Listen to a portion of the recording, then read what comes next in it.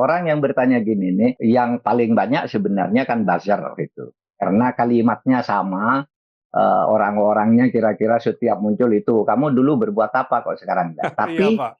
menurut saya, apa yang saya buat? Kasus Sambo waktu itu kan luar biasa. Saya sendiri yang berteriak ketika itu. Saya berteriak malah dibilang, Pak Mahfud itu provokator.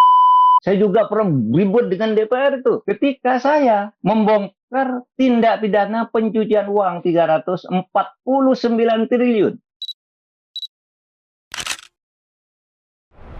Saya bacakan ini dari Mas Bro underscore warung kopi. Kok sekarang galak banget ya kritik sana-sini? Waktu masih jadi Menko dulu sebenarnya ngapain aja? Apa perubahan konkret dari Bapak? Indonesia berubah nggak? Ini pertanyaan yang muncul Pak, yang kaitannya dengan mempertanyakan peran Pak Mahfud ketika masih menjadi Ketua Mahkamah Konstitusi maupun Menko Polhukam. Saya silakan kepada Mahfud untuk merespon satu-satu Pak. Baik, Pak Rizal. Jadi gini ya, saya tidak ingin menonjolkan diri gitu ya tentang apa yang sudah saya buat gitu ya. Tetapi menurut saya sebagai pertanggungjawaban moral bahwa saya itu sejak sebelum masuk ke pemerintah, sebelum reformasi ya sudah kritis, sudah jalan. Sesudah masuk di pemerintah tegas dan bertindak. Sesudah keluar dari pemerintah seperti sekarang ya galak juga gitu. Jadi tidak ada yang berubah pada saya. Ini sebuah pertanggungjawaban, bukan sebelum masuk galak sudah masuk jadi Ya. kerupuk, atau sesudah masuk ketika di dalam galak, sesudah di luar melempem karena kecewa, atau ketika di dalam tidak galak sesudah keluar jadi galak. Kalau saya rasanya sih sebelum masuk, pada saat di dalam, dan setelah itu ya begini-begini aja. Itu Iya. sebabnya, iya kan? Itu sebabnya lalu saya berputar selama 24 tahun itu, berputar dari lembaga ke lembaga. Legislatif, eksekutif, yudikatif. Dan saya tidak pernah pakai kampanye-kampanye untuk menonjol-nonjolkan saya pada waktu ya. Dipanggil begitu saja, dipercaya, maka oke.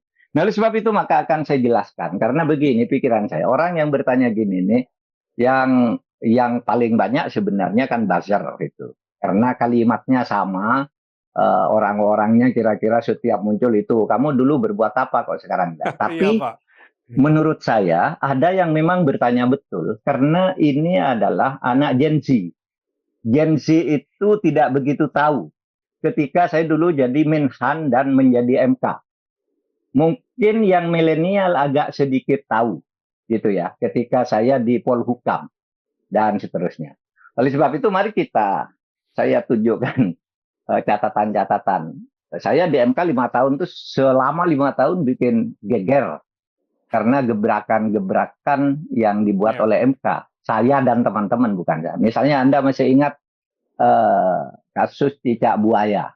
Nah, Ya, itu yang paling itu fenomenal terkenal Pak. tuh. Hmm. Sangat terkenal sampai sekarang. Betapa cicak buaya itu sudah hampir mengorbankan bubarnya KPK. Karena Antasari Azhar ditangkap dengan tuduhan bahwa dia membunuh seseorang yang dia rasa tidak lakukan. Lalu yang dua, Bibit sama Trianto dan Chandra Hamzah tiba-tiba dijadikan tersangka korupsi. Nah, di dalam undang-undang KPK, kalau pimpinan KPK itu tertangkap korupsi, maka orangnya harus diberhentikan, gitu kan? Nah, Ya. kalau Antasari sudah diberhentikan, Bibit dan Chandra ini ditersangkakan dan diberhentikan, berarti pimpinan KPK bubar dong, karena keputusan itu hanya bisa diambil oleh minimal 3 orang. Sekarang tinggal 2, karena yang 3 udah tersangka. Nah, disitulah saya turun tangan bahwa penersangkaan Bibit Samad dan Chandra Hamzah itu rekayasa. Apa buktinya rekayasa? Telepon-teleponan antara pejabat tinggi Polri, pejabat tinggi Kejaksaan Agung, pengacara gitu, dan ada waktu itu LPSK juga terlibat gitu. Untuk apa?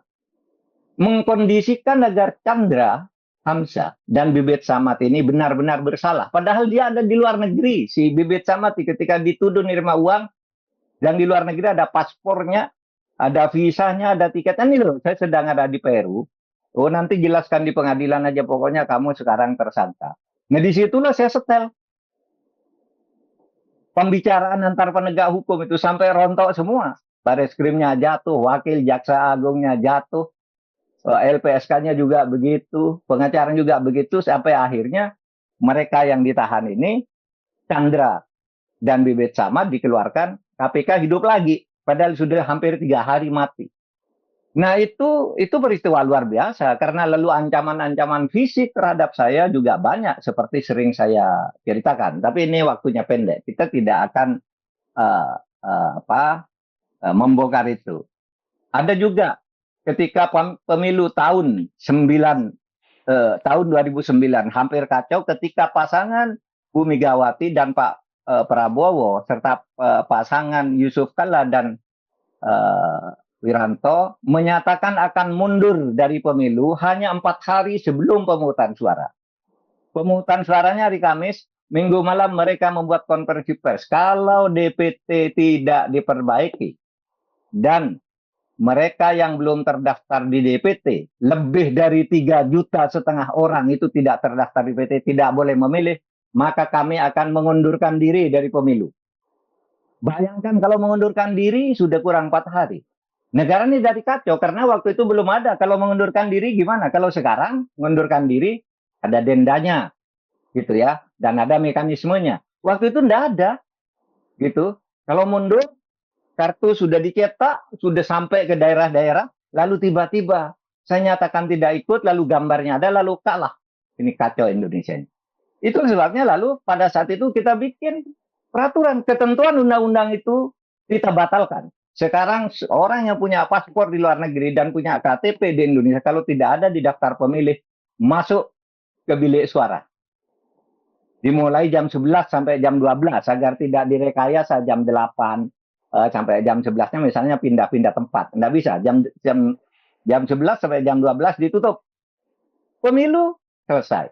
Sehingga pada tanggal 14 Juli itu ada tulisan bagus dari Pak Sacipto Raharjo, tribute untuk Hakim MK, yang dia mengatakan baru sekarang kita merasa terhormat sebagai bangsa karena kita punya hakim-hakim yang kredibel dan berintegritas. Itu tulisan Sacipto Raharjo tanggal 14 Juli di harian Kompas. Karena waktu itu negara udah hampir runtuh karena pemilu pada waktu itu. Lalu saya juga pernah membongkar isu korupsi dari dalam kan. Tahu isu korupsi? Dari dalam itu di MK dituduh ada permainan perkara dengan jual beli perkara. Saya bongkar dari dalam, silakan orang luar jadi tim periksa dan saya siap diperiksa gitu. Tuduhan langsung terhadap perkara itu tidak ada satupun yang terbukti. Tetapi ada temuan lain. Temuan lain di mana tim yang dibentuk terdiri dari Mas Refli Harun, Adnan Buyung, Bambang Harimurti, dan ada Saldi Isra dan sebagainya. Ternyata menemukan lain yang tidak dilaporkan, yang tidak dituduhkan kepada MK, yaitu penyuapan dari seorang bernama Dirwan Mahmud untuk memenangkan perkara. Suapnya itu diberikan kepada seorang panitera bernama Mahfud. Ya. Mahfud apa juga suapnya? Namanya Mahfud. Mitra ini saya perkenalkan. Mahfud ini anak baik sekali sebagai panitera, pinter, otaknya cerdas, anaknya soleh tuh dari pesantren. Sehingga setiap ada pengajian saya lebih banyak berdiskusi dengan dia segi-segi teknisnya di itu. Tapi tiba-tiba ditemukan oleh tim dia pernah menerima sertifikat tanah dari seorang bernama Dirwan Mahmud dan uang 35 juta. Nah, dia berusaha memasukkan dalil-dalil di dalam putusan itu bahwa gugatan Dirwan Mahmud itu dikabulkan. Hakim yang membawai dia juga membuat alasan begitu, bahwa Dirwan Mahmud itu benar-benar pokoknya harus dikabulkan. Tapi MK kan tidak mau begitu. Diputuskan kalah. Nah, begitu kalah itulah dia ngelapor bahwa saya sudah ngasih uang ke dia, ke orang namanya Mahfud ini. Nah, waktu itu juga saya minta hari ini juga dipecat. Kalau enggak, Bapak minta sebagai ketua MK mau minta dipecat. Langsung dipecat. Saya panggil sesudah Adnan Buyung itu melaporkan itu bahwa ada kasus itu, langsung saya panggil, pecat hari ini juga. Proses, jadi dalam 3 hari sidang-sidang administrasi, lalu berhenti, lalu dia mau gugat ketua MK, ayo gugat saya bilang, saya tunggu, gugat ketua MK sekarang ke PT UN, gugat ke PT UN, tapi nggak ada kabarnya lagi, karena kalau itu ke PT UN malah pidananya akan jadi muncul. Meskipun uangnya udah dikembalikan karena yang berperkara kalah, itu percobaan udah terjadi. Nah, sementara hakimnya yang jadi atasan dia juga diduga terlibat dalam kasus ini sehingga mengundurkan diri hari itu juga. Ketika diumumkan bahwa Anda dinyatakan terlibat, itu lalu saat itu juga dia menyatakan mengundurkan diri. Dan lahirlah penggantinya yang namanya Anwar Usman yang menggantikan orang yang mengundurkan diri ini. Disitulah Pak Anwar Usman. Ya, Anwar Usman itu menggantikan AS ya dari Mahkamah Agung yang terlibat di situ, menerima tamu, menerima orangnya Dewan Mahmud dan sebagainya itu. Nah, itu kemudian ketika sidang kita umumkan Anda terlibat, ini situasinya. Sebelum diperdebatkan lebih lanjut, dia berdiri memecah lencananya. Saya merasa harus bertanggung jawab demi menjaga kehormatan Mahkamah Konstitusi. Saya mengembalikan lencana ini dan saya mengundurkan diri sebagai hakim. Nah, itu saya bongkar dari dalam. Saya tidak menyembunyikan apa yang terjadi di dalam. Ketika terjadi di dalam, ya saya kasih ke orang luar. Periksa. Kalau saya dari dalam kepada Irjen Inspektorat atau apa itu nanti main cincai aja, saya bilang. Udah dari luar aja. Kamu minta uang berapa untuk gitu. Nah, begitu juga saya pernah membatalkan hasil pemilu batal. Yaitu tadi Dirwan Mahmud itu. Dirwan Mahmud itu menang pilkada, ya. Sesudah itu digugat oleh lawannya yang kalah bahwa dia sudah pernah dipenjara 17 tahun. Berarti tidak memenuhi syarat dong. Karena orang yang boleh mencalonkan pilkada itu adalah mereka yang belum pernah masuk penjara. Ini 17 tahun. Ada buktinya, saya panggil kepala pemasyarakatannya, saya panggil kejaksaannya. Betul Pak, ini pernah dihukum. Kalau begitu kemenangannya batal. Alasannya apa? Itu pembatalan pertama kalinya Pak pilkada ya? Itu pertama kali pilkada. Sebelum itu ada pembatalan di Jawa Timur. Hovifah dengan dengan Karwo. Itu pembatalan pertama, tapi bukan membatalkan hasil, tapi mengulang. Itu era Pak Mahfud juga jadi ketua MK? Era saya. Itu sebelum itu tidak ada yang begitu. Nah, sejak itu lalu dipakai konsep di undang-undang itu, bisa pemilu itu dibatalkan kalau terjadi pelanggaran terstruktur, sistematis, dan masif. Oh, nah, jadi itu kali pertama digunakan istilah TSM itu, Pak? Iya, kali pertama digunakan istilah terstruktur, sistematis, dan masif di dalam tata hukum Indonesia.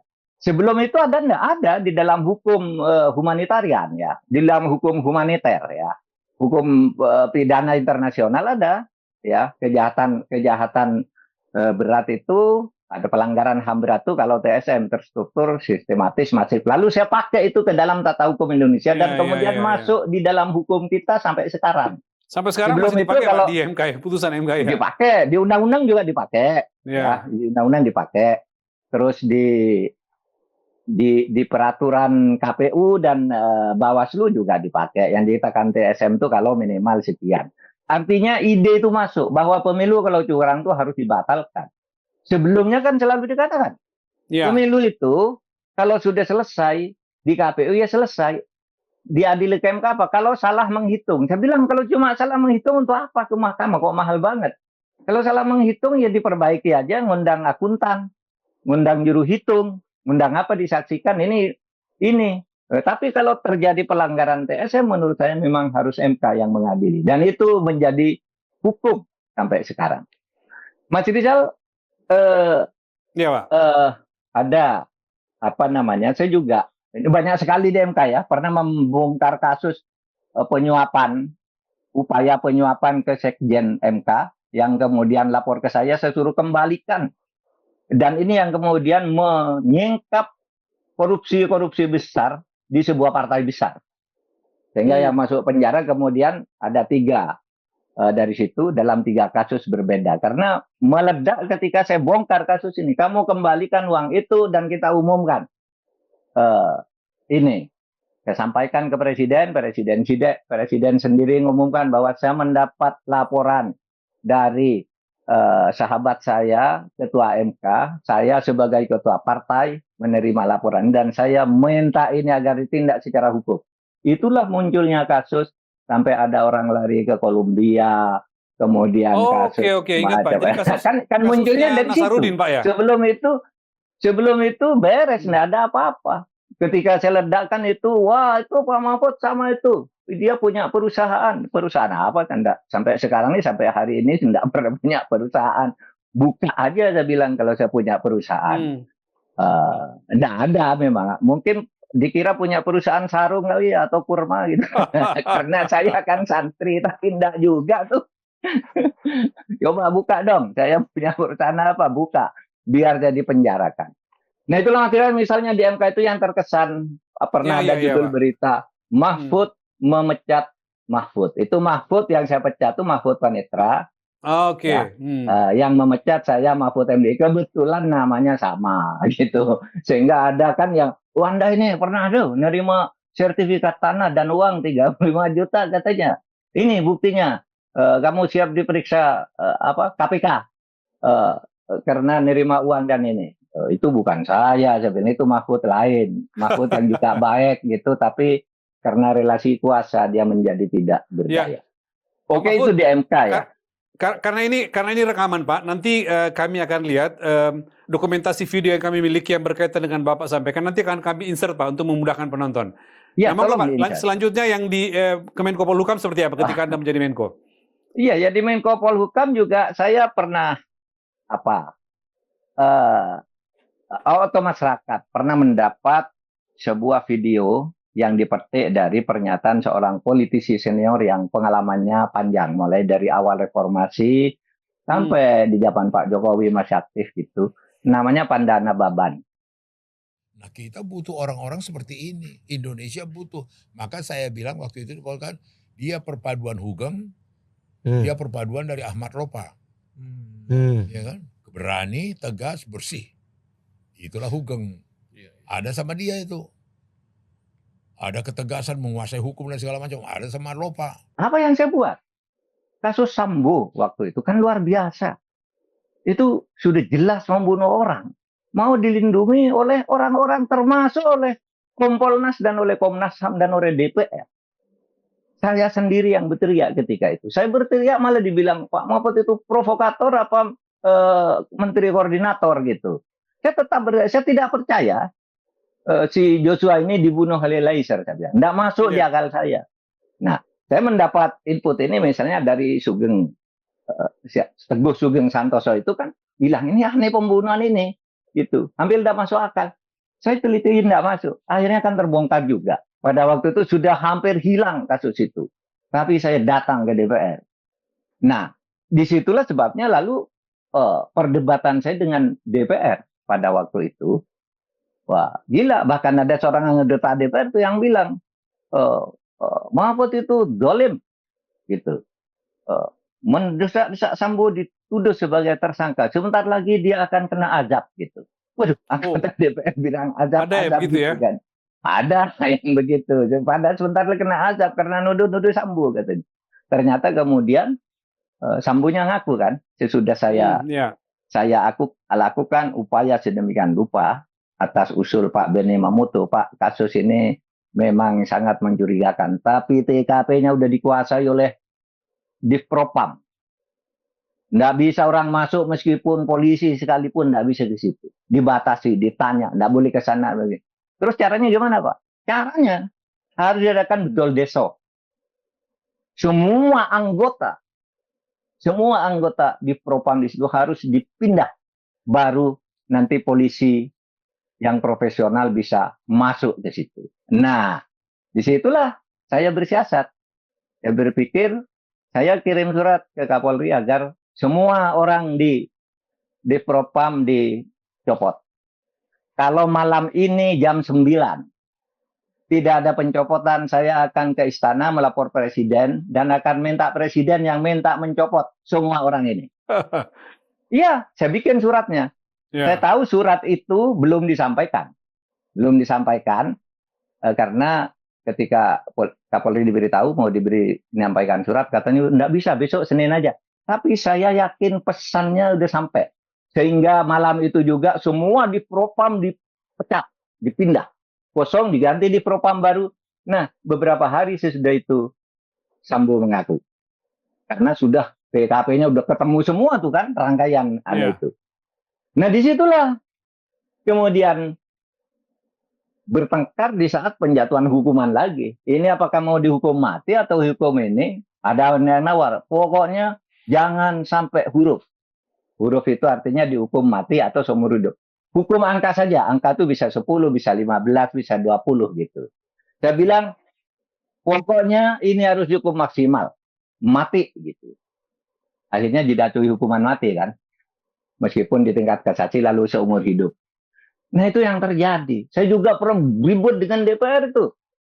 Ketika saya membongkar tindak pidana pencucian uang 349 triliun. Orang tidak percaya, tidak pernah ada korupsi sebesar itu. Saya bilang ini agregat TPPU tindak pidana pencucian uang itu. Ini ada hitungannya dari tanggal ke tanggal. Dan ada ini tercantum di dalam 300 surat. Orang tidak percaya, DPR tidak percaya. Saya menerangkan di Komisi 3, Menteri Keuangan di Komisi 11. Di Komisi Keuangan. Beda, kata Bu Menteri Keuangan tidak, kata saya ya. Lalu dipertemukan di Komisi 3, benar ada. Benar ada. Sehingga pada waktu itu saya usul dok, gimana? Bentuk pansus ini. Nggak berani DPR-nya. Udahlah, Menko Polhukam aja nyelesaikan gitu.